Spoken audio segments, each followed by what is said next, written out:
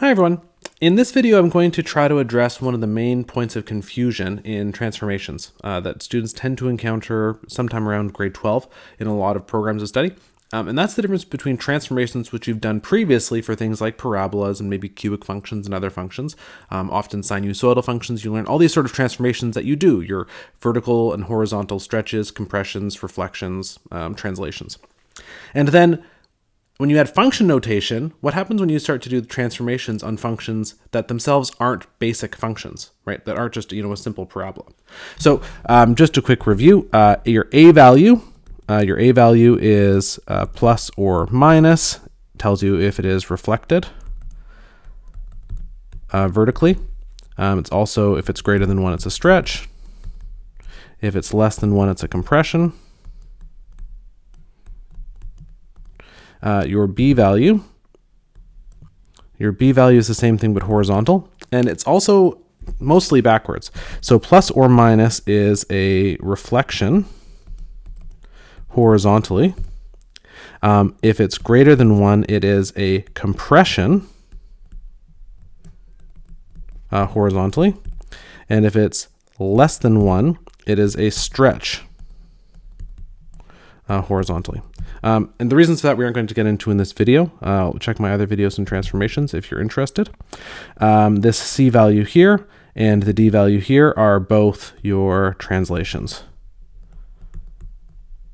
Now outside the brackets, D is vertical, and then negative C, notice the negative, right, is horizontal. So again, the horizontal stuff is kind of backwards. Now, this A, B, C, D on the other side are the exact same thing. Okay, it's still the same vertical stretch, horizontal stretch, compression, same translation factors. But what makes this confusing for students is you're talking about a function that's already often been translated. So let's, like, if your basic function here, if your f of x is x squared, okay, it's business as usual, right? That's just sort of the normal thing. But let's say you've got like a g of x, and your g of x is already like 3x squared minus 7, say.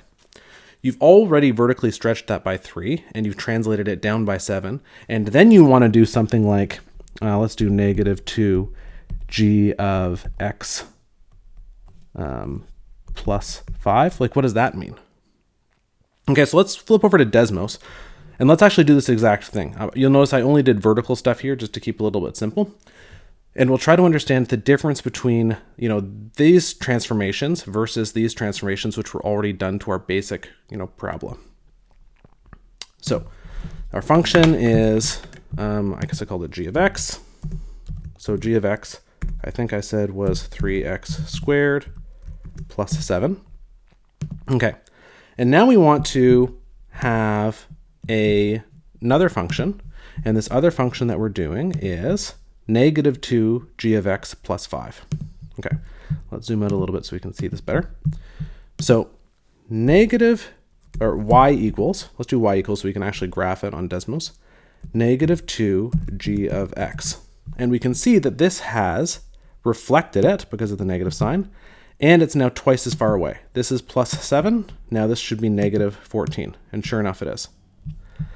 And the other transformation we did was plus 5. Well, this then takes this graph, which was a reflection of our green parabola, and doubled, and the plus 5 should just shift that graph up by 5.